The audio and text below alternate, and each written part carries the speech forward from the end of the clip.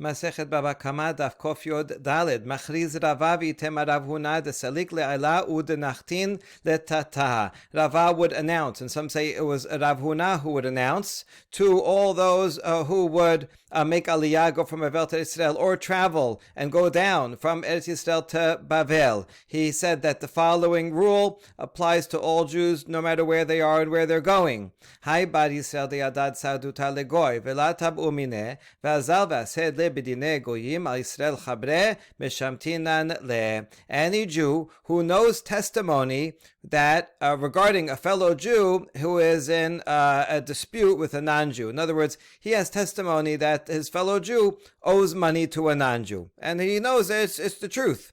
But the non-Jew did not ask him to come to court to testify, and he came on his own. He comes on his own. He volunteers this information. He goes to a non-Jewish court and volunteers the information in a non-Jewish court and testifies against his fellow Jew. We put him in excommunication. If the non-Jewish court, the non-Jew went to the non-Jewish court and said, I know this Jew, ask him, he has testimony, and they summon him, all right, then he has to go. What is he going to do? Not show up? They'll get in trouble. Fine. If they summon you, you have to go. But you go without summoning, then excommunicated. Why? The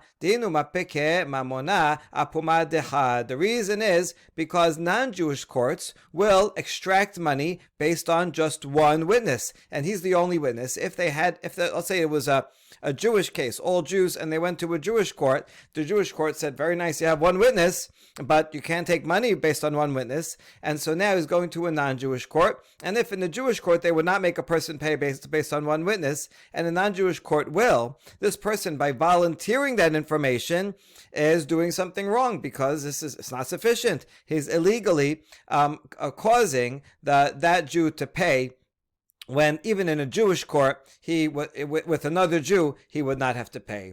So this rule only applies if he's one witness. However, let's say there's two Jewish witnesses that together they have testimony about another Jew, that Jew owes money to a non-Jew. If they go to a non-Jewish court and testify voluntarily, that's okay, because even in a Jewish court, based on two witnesses, that Jew would have had to pay. So therefore, it's appropriate. It's okay if they go. We don't excommunicate them. And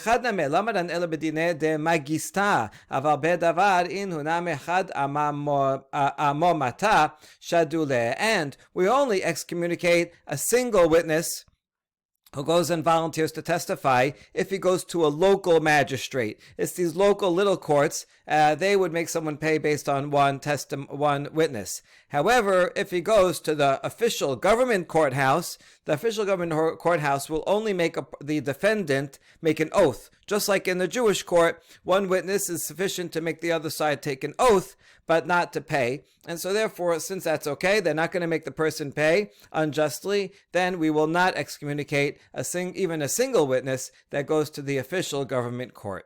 Amar Rav Asher, ki avina be Rav Huna iba'ilan. Adam hashuv desamchi ale kebetre, mapeke mamona pume vela iba'ile la'asude.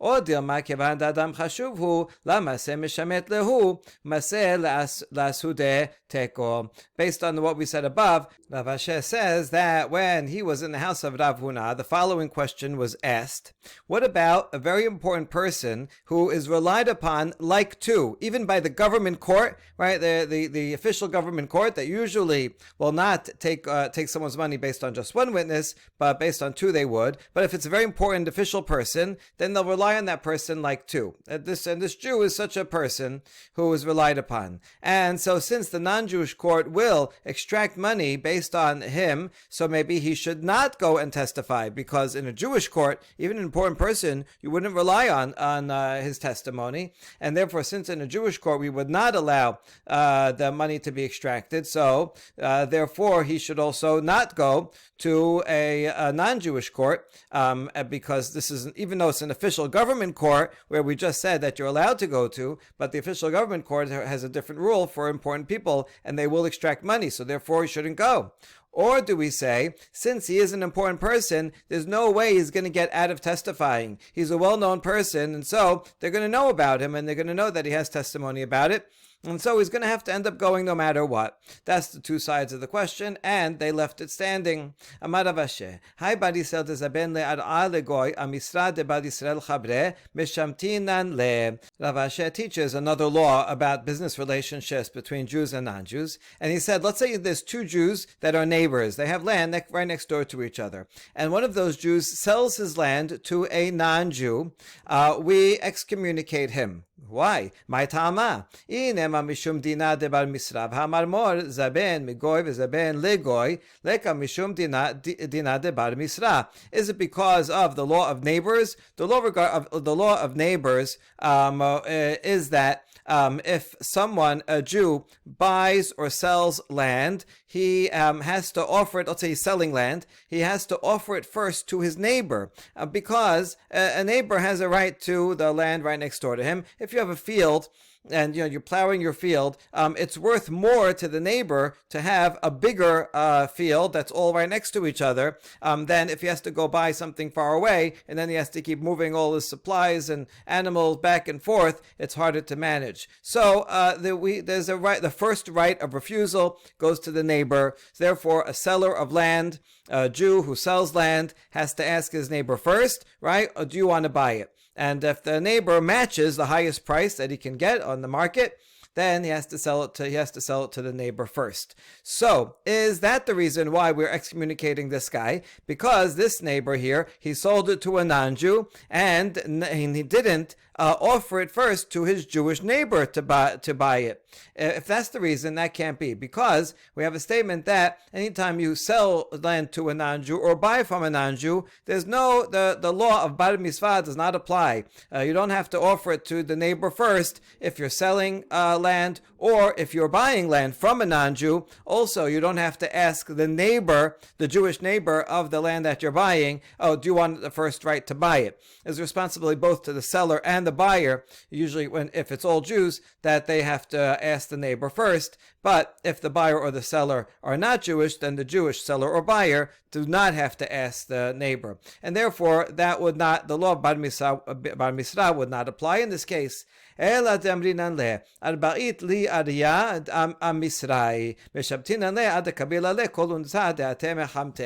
reason is because the Jewish neighbor can say, you put a lion next to me. Non-Jews were not always on such good relations with Jews, and especially if you're living in the Persian Empire, and who knows what kind of person you're bringing. He's a Zoroastrian, and he has something against Jews, and he can cause trouble to me all the time. So that's why we excommunicate the Jew for selling it to someone who's going to be a thorn in the side of his Jewish neighbor. And therefore, we apply the excommunication until that seller accepts upon himself any harm that comes. If that non-Jew should cause you trouble, the seller has to come and pay for it. Nu Mishnah. נטלו מוכסין את חמורו ונתנו לו חמור אחר. נטלו ליסטים את כסותו ונתנו לו כסות אחרת. הרי אלו שלו, מפני שהבעלים מתייאשים מהן. Customs official comes and takes your donkey and gives you a different donkey instead. So you see, these customs officials are kind of thieves, right? As we saw before, a lot of times they may be working for the government, but they take extra things for themselves once they have that. They abuse their authority. So let's say they have a donkey and they're walking along and they say, you have a nicer donkey. They say, oh, customs official, we have to seize your donkey, but don't worry, we'll give you another donkey instead. Maybe it's not as good, whatever reason, they're switching it. Now, the donkey that this customs official had, he probably stole it from someone else in turn. Or another case of a thief. He sees your coat and he says, give me that coat. And he gives you a coat instead. So the thief is probably upgrading, right? In the previous block, he stole someone's coat. And now he's walking another block. He says, oh, your coat's nicer. So he switches it. So he's giving you stolen property. Now, although he took your item, that still doesn't give you the right to accept stolen property of someone else. But the Mishnah teaches you can keep that donkey and you can keep that coat that he gave you. Why? Even though it's stolen, property, we can assume that the original owner despaired of finding it, and once a owner despairs, then that's it. It becomes the property of the next person. And here it's also shifting over he's changing possession, and so that added to the despair. So now it's yours and you can keep it.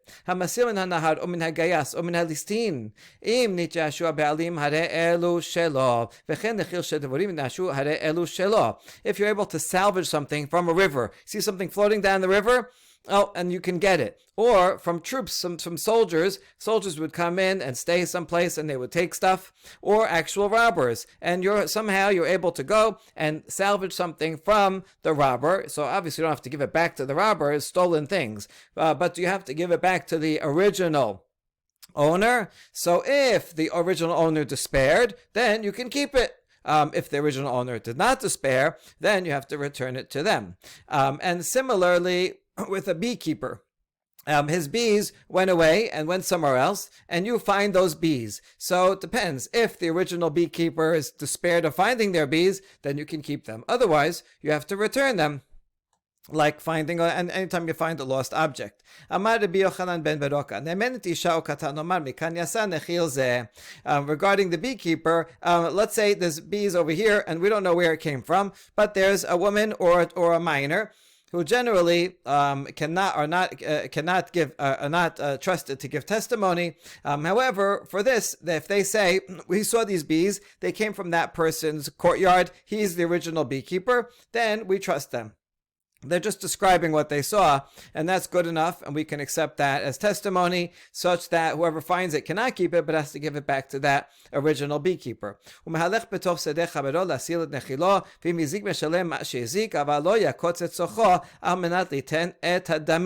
original beekeeper, that was his, if he sees that his bees went to someone else's property, he is permitted to enter into that person's property, trespass, in order to salvage his bees. They are his, so that's permitted. However, if on the way, while he's going through that other person's property, he causes damage, he steps on some crops, he has to pay, right? Although the owner of the field where the beekeeper is, yes, it's his responsibility to give back and to allow someone to come in, but he doesn't have to accept damage of the beekeeper, so the beekeeper has to pay. However, if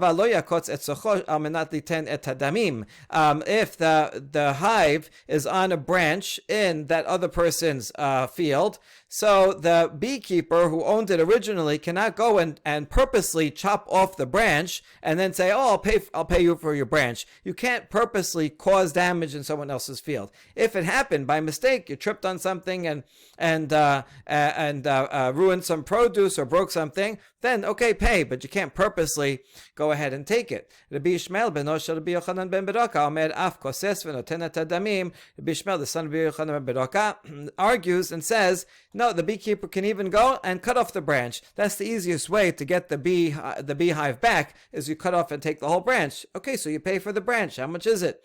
Otherwise, he's going to have to go and shift all the bees somehow. They usually follow the queen bee. Okay, you got to get the queen bee. It's a very difficult process, and therefore, it's permitted for him to pay for the branch. Tana imna ta'ama chazila ba'alim harishonim. Here we have a baraita that actually disagrees with the first clause of the Mishnah. The Mishnah said that if you take something from the customs official, he gives you a donkey. There it said you can keep it because we can assume that the owners despaired of getting it back, the original owners from whom this customs official or thief took it from. But here in this baraita it says if you take that donkey or that coat, then you have to return it to the original owners. Why? The author of this baraita thinks that even if the original owner despaired, nevertheless, a despair alone does not make an acquisition. You need despair plus probably a change in the item itself. You have to turn it into a different item. You take a scarf and turn it into a sweater. Okay, now you did something significant to it. Now it's a new item. But despair by itself does not make an acquisition, and therefore the individual who got it from the thief got it as illegally, and therefore has to return it. But the author of our Mishnah would say that despair is sufficient, right? Is despair, and he transferred ownership, and that's sufficient. But there's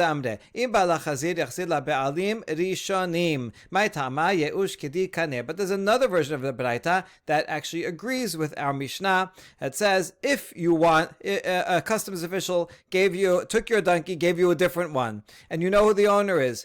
If you want to return it, don't return it back to the customs official. He stole it in the first place. Rather, return it back to the original owner if you want to. Why? Because according to this version of the Braita, despair alone is enough to make it change possession, and therefore you don't have to return it.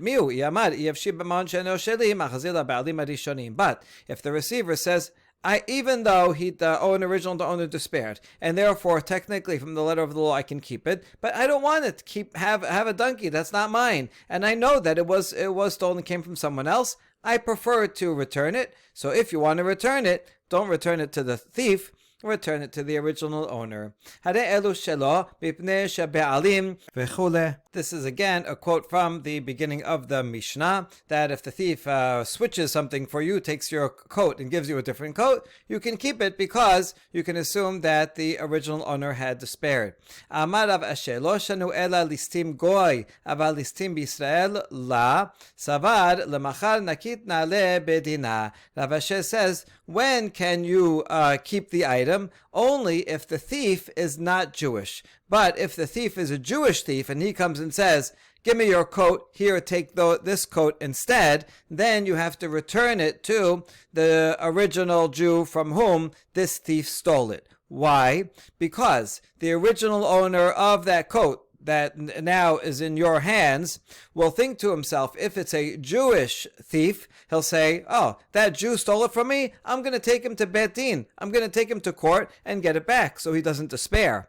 However, if a non-Jew steals from him, then he despairs. Oh, that non-Jewish thief, how am I ever going to get it back? And he despairs. Therefore, if a non-Jewish thief gives it to you, you can assume that the owner despaired. But if a Jewish thief gave it to you, you can assume that the original owner did not despair because he's going to bring him to court.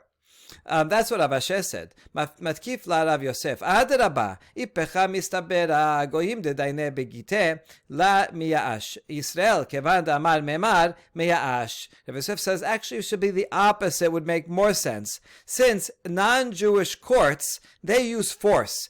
They're Rav Yosef and Rav Asher in Persia. Right? You go to a Persian court. They have a court system. They have lots of citizens from different ethnicities and religions, and they have an official court system. And their court system is very powerful. They have the power of the state, and therefore in their court, if the original Jew who owned that coat in the first place, if a non-Jew steals from him, that Jew will take that non-Jew to Persian court, and Persian court will beat him up, do whatever they have to, right? They don't allow stealing, and they will get the coat back. Therefore, it's actually the opposite. If a non-Jew steals that guy's coat, then he will say, don't despair, I'm going to take him to the Persian court, and the Persian court will do a good job, and they'll get it back. And therefore, if the non-Jewish thief gives it to you, you can't keep it.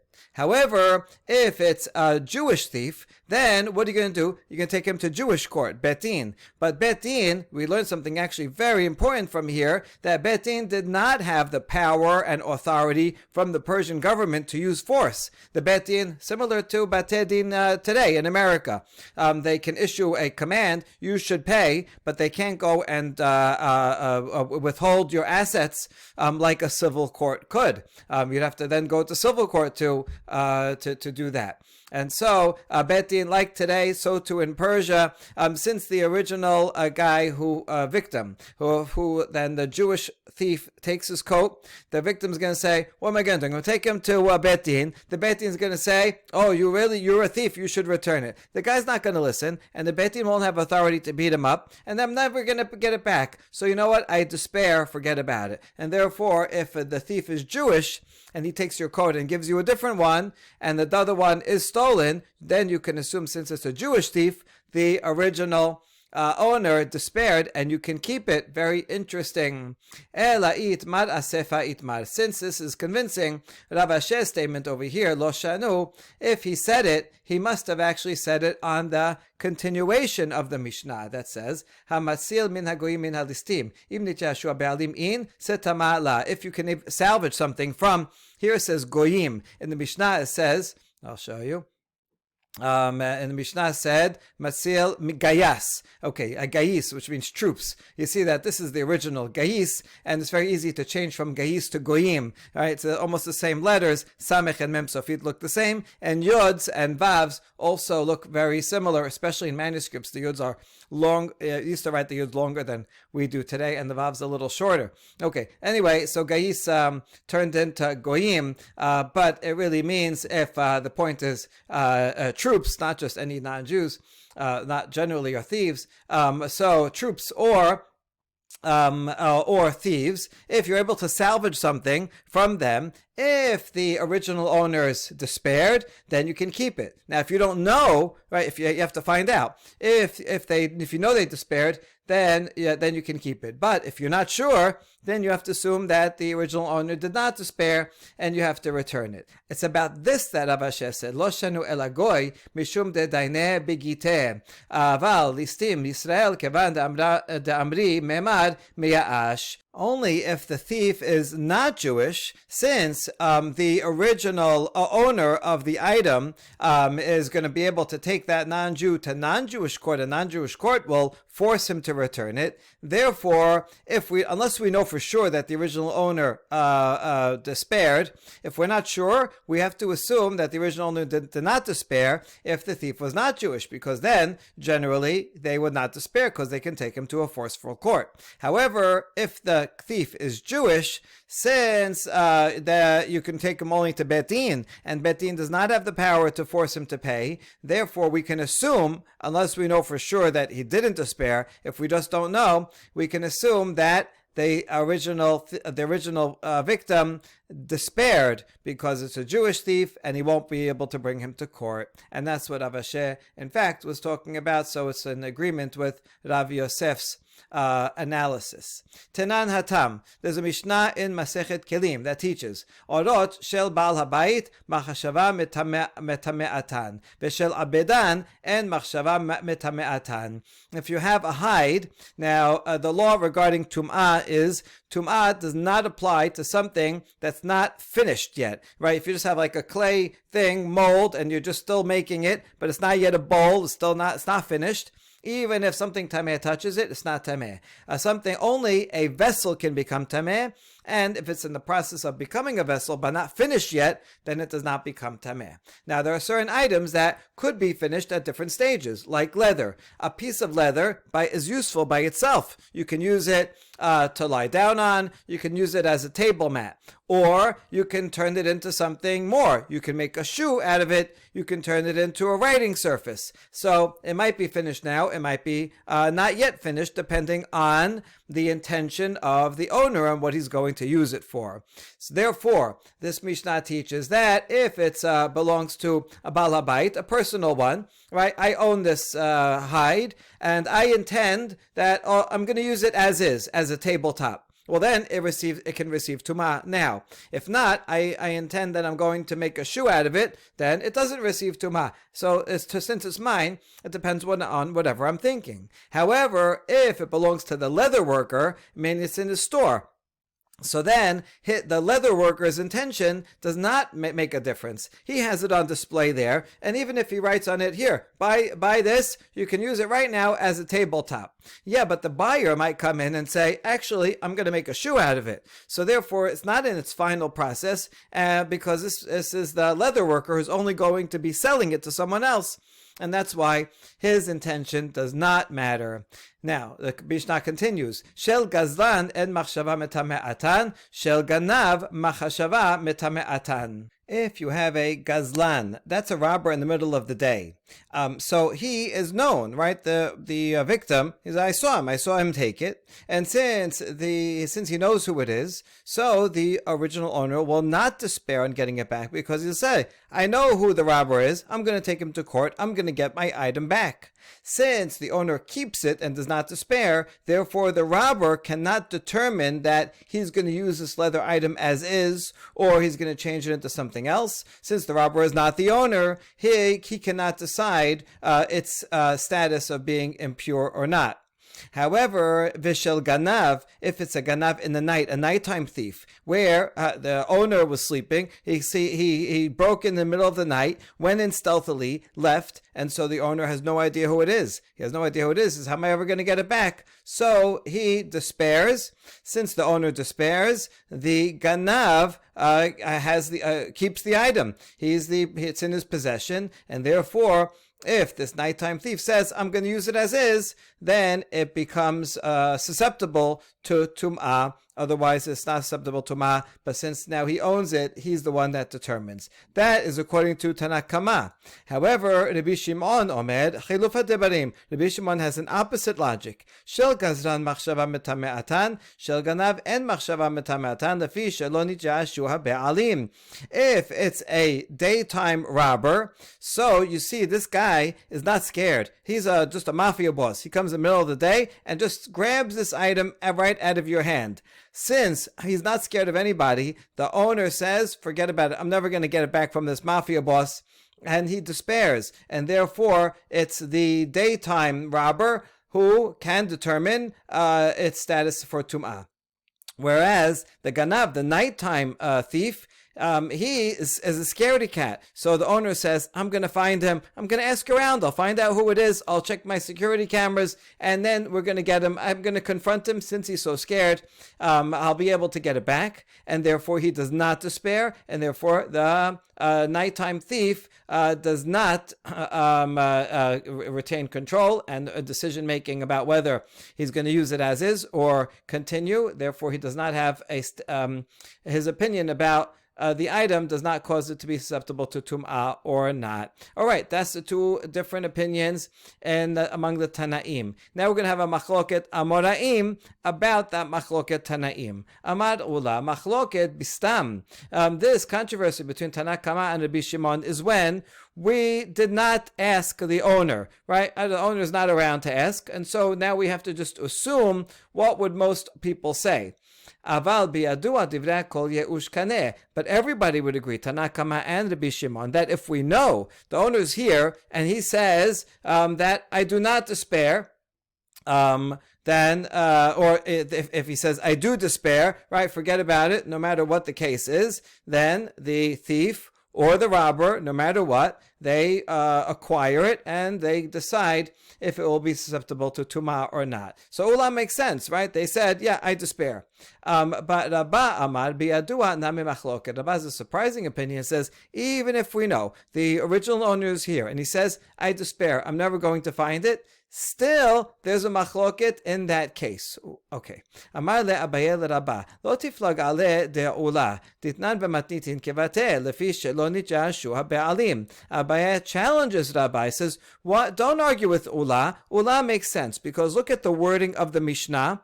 The Mishnah says that in whatever case they say, let's say Tanakh Kama, that's the Gazlan, where the owner is not going to despair. It says in the case of the Gazlan, since it's known who it is, so the owner does not despair, right? So we can infer from that language of the Mishnah, Tamad lo nitjashu ha'be'alim, ava nitjashu ha'be'alim are hu shelo. The only reason why the robber does not get it is because the owner did not despair. Therefore, if we know that the owner did despair, we heard him say so, then the robber will get it. It will be his, and it will be his prerogative to determine its level, its whether it's susceptible to tumah or not. So that Abaye says the simple wording of the Mishnah follows ula. Rabba, why do you argue? Amale anan lefi she'en ye'ush ba'alim matninan la. So Rabba says I have a little bit of a different reading in the Mishnah. I don't read it because the original owner did not despair, but rather because the original owner would not despair. There is no despair for owners. In other words, even if the owner is here and says, I despair, I'm never going to find him, forget about it, I don't want to bother. Nevertheless, deep down inside, he has a hope that he's going to find it. Everybody has hope that they're going to find their stolen item. At least for some amount of time, they're still thinking about it, no matter what they say. So it doesn't really matter what they say. Everybody wants to get it back. No owners truly despair. And therefore, according to Rabbah, the machloket applies no matter what, whether the owner says he despairs or not. We go by the psychological assumption, and again, that psychological assumption is different for Tana and Tanakama and Rabbi Shimon.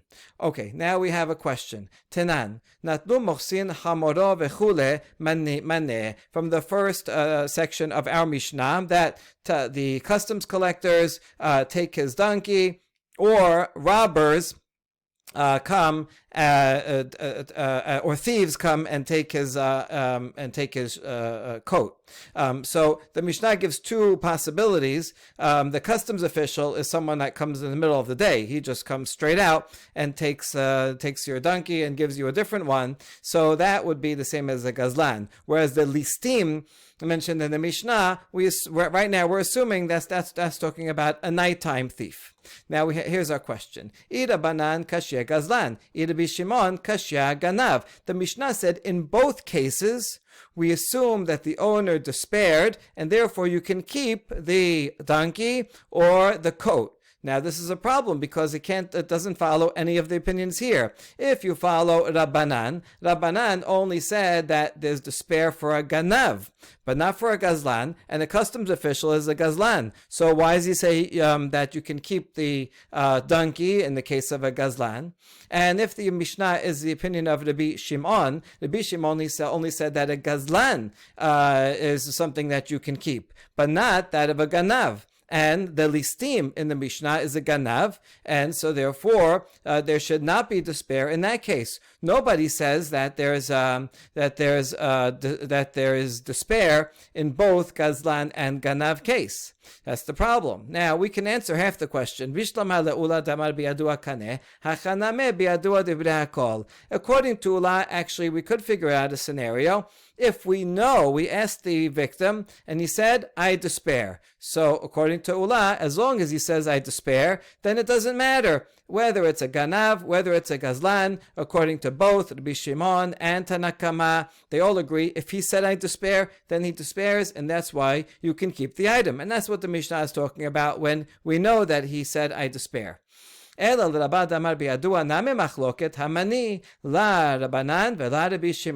to Rabbah, who says, even if the victim says, I despair, doesn't matter. We look deep down and really he doesn't want to. Now, who's the author? It can't be Rabbanan, it can't be Rabbi Shimon, because neither of them say that in both Ganav and Gazlan, in both cases there's despair, as the Mishnah says. And the answer is, B'listim mizuyan v'Rabbi Shimon hi. When the Mishnah says, listim, a thief, we thought that was talking about a thief in the night. But actually, it's not true. Listim could have two meanings. And here it means a thief who comes with weapons. And he's coming in the middle of the day. So this, listim mizuyan, is actually a gazlan. And it's the opinion, and the whole Mishnah is the opinion of Rabbi Shimon. And so it's really giving two examples of gazlanim. And according to Rabbi Shimon, when it comes to a gazlan, you see that the gazlan is not scared, like the customs official is not scared, he's a tough guy. That's why the original owner says, I despair, I'm never going to be able to forget it from this person. And so there you go. The Mishnah is all the opinion of Rabbi Shimon. Yachi hainu gazlan, tere gavne gazlan. But that introduces a new problem. If so, then the customs official and listim are both gazlanim. Why do you have two examples of gazlanim? And the answer is we have two types of gazlanim. One comes with the authority of the government, although he's taking more than his share, and the other one is just a regular common daytime robber who comes with a gun. And so these are two different types of gazlanim. You might think maybe one and not the other, and that's why the Mishnah gives both examples. All right, we have another similar challenge. Tashema, haganav hagazlan v'ha'anas, hikteshan hiktesh, utrumatan teruma, umasirautan ma'aser. A Braita says that both a ganav and a gazlan, and also someone who extorts money, like he pays like a little bit to buy something that's really worth more. In all these cases, if this thief, robber, makes it consecrated, it is consecration. Now, you can only consecrate something that belongs to you, not belongs to someone else. And also, let's say he steals produce and he separates teruma. That teruma is really teruma. And again, here, teruma doesn't work. I can't make it separate teruma on something that's not mine. So that means he really acquires it. And the same thing with maaser. It is officially maaser. So that means in all these cases, he in fact really acquires these things for himself. Whenever we say acquire, of course he has to pay back what he stole. The point is his possession considered now under his authority such that he can decide these things, take teruma, take maaser, decide if something is finished or not for tum'ah. Okay, so Maneh, who is the author of this Baraita? Rabbanan kashya gazlan, Rabbi Shimon kashya ganav. Same problem as before. If we say that this Baraita is the opinion of Rabbanan, then Rabbanan only said that for a ganav, the original owner despairs, but not gazlan. But here it mentions gazlan, and it says that the gazlan owns it. And if you see that this Baraita is the opinion of Rabbi Shimon, Rabbi Shimon only said that for a gazlan, the original owner despairs, but not for a ganav. And yet here in this Mishnah, it also mentioned ganav as being that case where the owner despairs, and that's why both the gazlan and the ganav, they can make something hekdesh. Who says that in both cases where the owner despairs? Now we have half an answer. Bishlama le'ula damar biyadu kaneh hachaname biyadu av dibrei hakol hi ela l'rabba damar biyadu anami machloket hamaneh la Rabbanan v'la Rabbi Shimon. Everything's okay with according to Ula, because Ula says if we ask the owner and he says I despair, then everybody would agree that he really does despair, and then the thief, the robber, they get ownership. And so this Baraita is talking about a case where we know that the owner despaired, and therefore this Baraita could be Tanakama and also to be Shimon. However, according to Rabba, where even if the owner says, I despair, still there is a machloket. So who could be the author of the Baraita? Not Rabbanan and not Rabbi Shimon, because neither one says that there is despair both for Ganav and for Gazlan. And the answer is Hachaname belistim mezuyan, Rabbi Shimon hi achi hanu gazlan tere gavne gazlan. Okay, we could be here also when it says that we're talking about a ganav. The ganav in this case is not the usual ganav in the night, but rather we're talking about an armed robber who's coming during the day, and an armed robber is therefore actually a gazlan. So even though it calls him a ganav, he's in the category of a gazlan, and therefore this baraita also can be the opinion of Rabbi Shimon. Now we ask, if the ganav is also a gazlan, so why are you mentioning two categories? They're both the same, and the answer is, well, they are both gazlanim in the sense that they come in the middle of the day, but there are two different types of gazlanim, and so the Baraita wants to inform us that both of these types is true.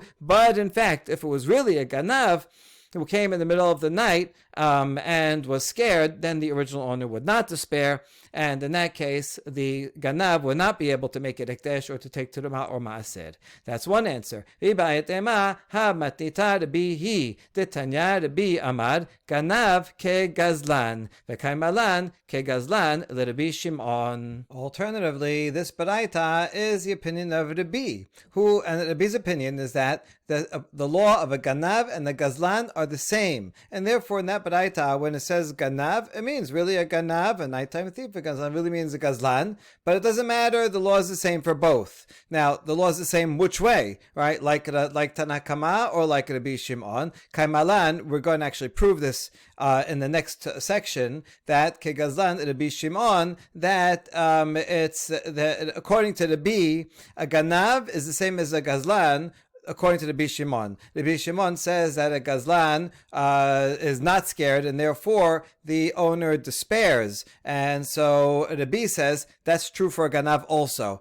Therefore, according to Rabbi, the original owner despairs in all cases, and that explains this baraita. That's why the ganav or gazlan or anas who takes the item can make it hekdesh or take teruma or maaser. Now that I mentioned this opinion of Rabbi, let's analyze it further. Gufa.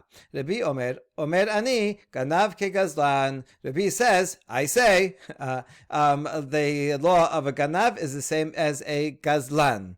Ariel ke gazlan Rabbanan kamar v'lakane. Oh, Dilma ke gazlan Rabbi Shimon kamar v'kaneh. What does Rabbi mean when he says this? Does he mean that they're both the same as a gazlan according to Rabbanan, and where there's no despair, and therefore the gazlan does not acquire it? Or does he mean that a ganav and the gazlan both have the same law of a gazlan according to Rabbi Shimon, who says that a gazlan, the owner does despair and the robber does acquire it?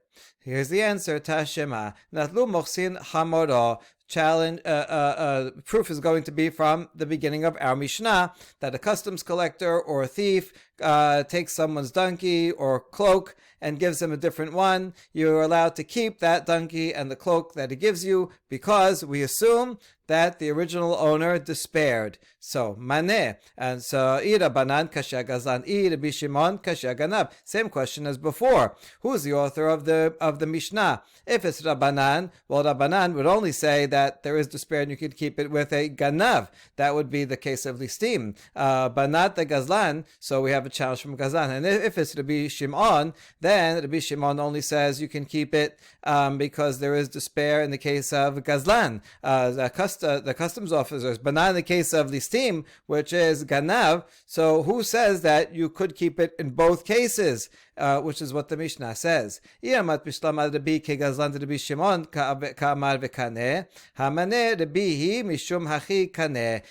we have an answer. If you say that Rabbi, when Rabbi says ganav is like a gazlan, what he meant is it's like a gazlan according to Rabbi Shimon, who says that a gazlan there is despair, and so according to Rabbi, ganav also. So therefore, this Mishnah can be the opinion of Rabbi. And that's why he says ganav and gazlan is the same, and both the owner does despair, and that's why you can keep it. But if you think that Rabbi said a ganav is like a gazlan according to Rabbanan, and Rabbanan said a gazlan, there's no despair, and there's no acquisition. So then, who would be the author if you felt that, if you followed that path? Lo Rabbi, v'lo Rabbi Shimon, v'lo Rabbanan. It's not Rabbi Shimon, it's Rabbanan, because Rabbi says there's despair in no cases, and Rabbi Shimon Rabbanan or Ish say there's despair in only one case. So then we have no answer. So we say actually there's no proof from here. Because we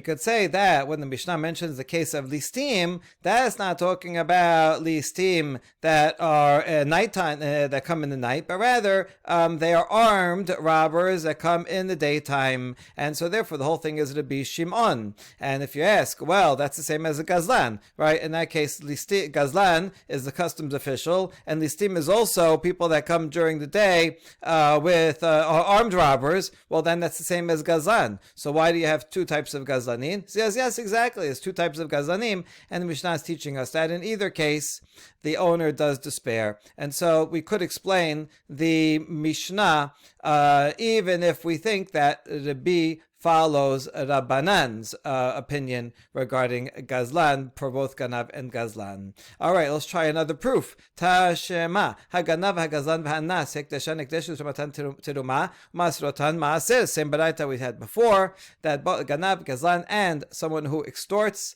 money, once they take an item, they can consecrate it, they can take Teruma from it, they can take Maaser from it, which means the owner despaired in all these cases, and that's why the thief here owns it. Maneh ir Rabbanan kashya Gazlan, ir Bishimon kashya Ganav. If this is the opinion of Rabbanan, so that's a problem of Gazlan. Why should he get it in the case of Gazlan, where according to Rabbanan there's no despair? And if the Braita follows Rabbi Shimon, then we have a problem with Ganav because there's no despair there. So why should he keep it in all cases? So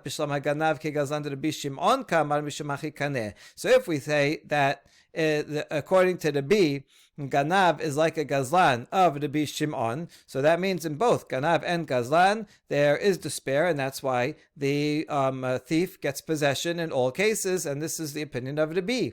But if you think that Rabbi thinks that Ganav is like a Gazlan of Rabbanan where there's no despair, then we have a problem because we have no author for the Braita. And then we answer, this is no proof, because we could say Belistim Mizuyan. Ganav here actually refers to an armed thief, but Rabbi Shimon and it's all the opinion of Rabbi Shimon because the Ganav and the Gazlan are all Gazlanim. We ask, Yihachig Hainu Gazlan today, Gavne Gazlan. Well, then you have Gazlan twice. It's just, why would you have a repetition? And the answer is yes, it's two types of robbers, and it wants to inform us the halacha is true in both types. Amar le Rav Asher Rabba, Tashma de matne Rabbi Rabbi Shimon bere. Lo davar sheyesh bo achariyut mamash ela afilu para bechoresh ba chamon mechamer acharav chayabin lachazir mipnei kevod avihem. Now we will bring a final proof about what Rabbi said, and this comes from Rabbi's teaching to his son Rabbi Shimon about the Mishnah that we already learned, that if a father steals something and then the son inherits it, so the son does not have to return it, but if the son inherits land, then he will have to return it from the value of the land. Now, about that clause in the Mishnah, Rabbi told his son, when it says davar shesh bo achrayut, it doesn't mean literally something that you can serve as a guarantee to a loan, which means land, but rather it's actually talking about even a cow that he uses to plow, or a donkey that the father used, that he drove, and this is a stolen item, that also the son has to return. Because of the honor of the father, people will recognize this is the cow, this is a donkey that was stolen. Look at that. Look how the son has it because the father stole it. It will bring dishonor on the father. Therefore, the son should return it. However, it's only in these cases that he has to return it. But if not, if it was an item that was not recognizable and would not bring dishonor to the father, then they do not have to return it. Why don't they have to return it? It means that the Rabbi thinks that we assume the owner despaired, and therefore despair works, and therefore once the father stole it and now it goes to the sons do not have to return it. It's their possession. Shema mina Rabbi Gazlan Rabbi Shimon Ka'amar Shema mina. So we can tell from here that according to Rabbi, Ganav and Gazlan both have the same law, that there is despair. That's the opinion of Rabbi Shimon. Because if Rabbi followed the Gazlan category of Rabbanan, where there's no despair, then the sons would have to return everything. But they don't. So that is a final proof that Rabbi thinks that a Ganav and a Gazlan have the same law, in both cases, the law of Rabbi Shimon, that there is despair, and therefore the thief does possess it. So back to the Mishnah. The Mishnah mentioned that if someone is able to retrieve items from a thief or from the river, then If the owner despaired, then you can keep it. If not, then you can't keep it. And then it adds another example, also a swarm of bees. If the owner despaired, then you can keep it. But otherwise, if you don't know, then you cannot keep it. So now what's v'chen? Why is it adding yet another example? What does this example of the swarm of bees add that the previous examples didn't have? Hachi kamad. Afilu nechil shadebarim kenyan rabbanan hu. Salka datechamina hai kevan rabbanan ba'alma hu dekan ilea. Afilu setama nami me'ash kamash malan in net yashua ba'alim in ilala. It's the teaching even a swarm of bees where the original owner only owns it on the Rabbanan level. The Deoraita law is that things that move around by themselves, like birds and bees and things that fly, even if it's on your property, you don't own it on the Doraita level because it moves around they move around on their own, they go over fences and everything. So therefore, there's no way of owning this type of thing Medeoraita. However, the Rabbanan say, you can own it. We want to prevent fights because people are beekeepers and they take care of them, and so there's a sense of ownership for sure. So but the ownership is only on the Rabbanan level. Therefore, we might say that the original owner, the beekeeper, since he knows that his ownership of the bees is only the Rabbanan, once they fly away and he doesn't know where they went, so we might think that he is going to despair, right? Says my ownership was only the Rabbanan in the first place, and now they flew away, and I don't know, they're on someone else's field somewhere. You know what? I despair. Forget about them. That's what we might have thought, and therefore the Mishnah teaches us that only if you know that the owner is despaired, then you can keep them when they come onto your land and you find them. But if not, if you don't know, then you have to assume that the owners did not despair, and you have to go and try to return it. Amar Rabbi Yochanan ben Beroka, ne'emenet isha ve'katan. Rabbi Beroka said that you can rely on the testimony of a minor or a woman to say that, the swarm of bees came from that person's land, and then you assume that it's really that person's, and you have to return it to that original beekeeper.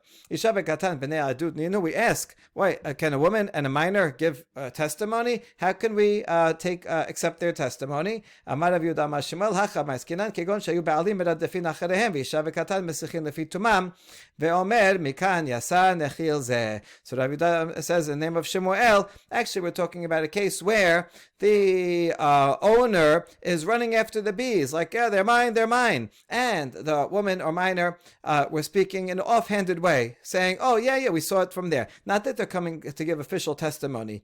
So actually, kind of ironically, when someone's not giving official testimony in a court, but they're just talking, they're just they don't even realize what they're saying.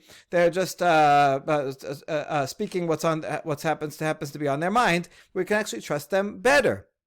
Right? It's like, if someone, non-Jew, tells you this is kosher and they're like testifying, well, you don't know if they're telling the truth or not. But if they happen to be talking, you know what, this, I put this ingredient, I didn't put that ingredient. He's talking just because he's talking about recipes, and he doesn't know that you need to know whether it's kosher or not. So then you can believe that person. So they're more believable. So in this case also, that's why we believe them, because they happen to be talking and there's circumstantial evidence that it does belong to this guy. So we take all that together, and that's why. But otherwise, we would not be able to trust the testimony of a woman or a minor just by itself. And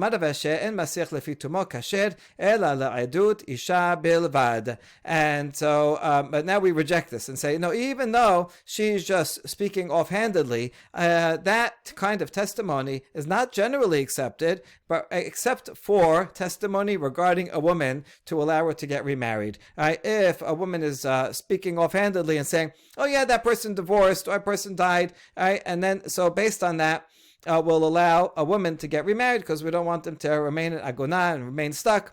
That's in that case we'll be lenient and rely on offhanded statements, but not in other cases. Amar le Rav Ravina Rav Asher velo. Is that true that you don't rely on masech letzvitumo, but in achil shedevorim masech lefitumohu? But in the case of what we just mentioned, the beehive, where Mishnah said that you do rely on a woman who's speaking offhandedly. So how come he's saying only in testimony about marriage? Here's a testimony about who owns the beehive and you trust it. No,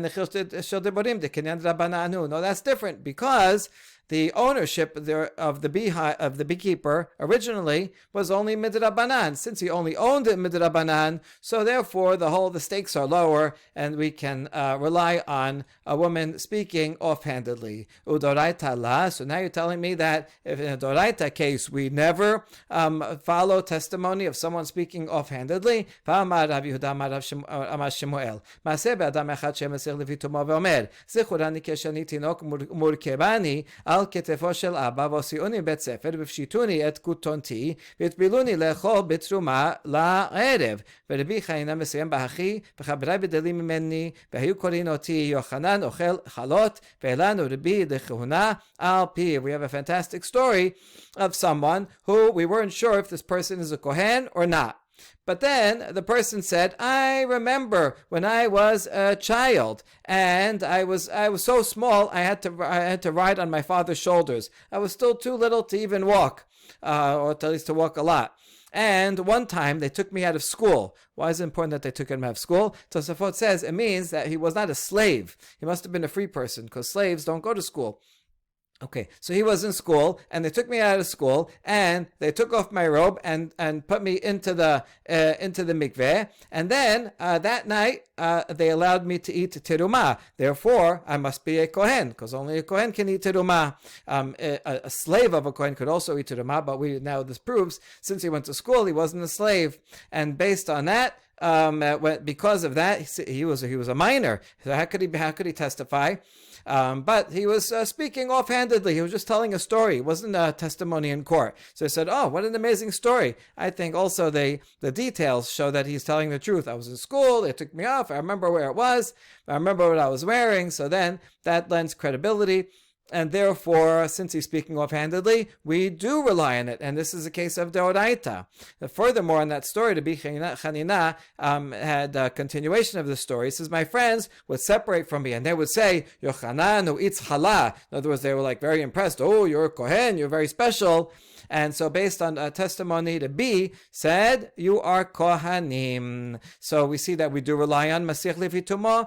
And the answer is, Bitrumat Rabbanan. In that story, they didn't really give him deoraita teruma, but only the Rabbanan status teruma. So again, we can rely on testimony of a woman or a minor, Masich Levituma, if they're just speaking offhandedly, but only for the Rabbanan case, or to allow someone to marry. Vakate deoraita lo. And so we're going to further question, really, in a deoraita case, we wouldn't accept it. Vaha.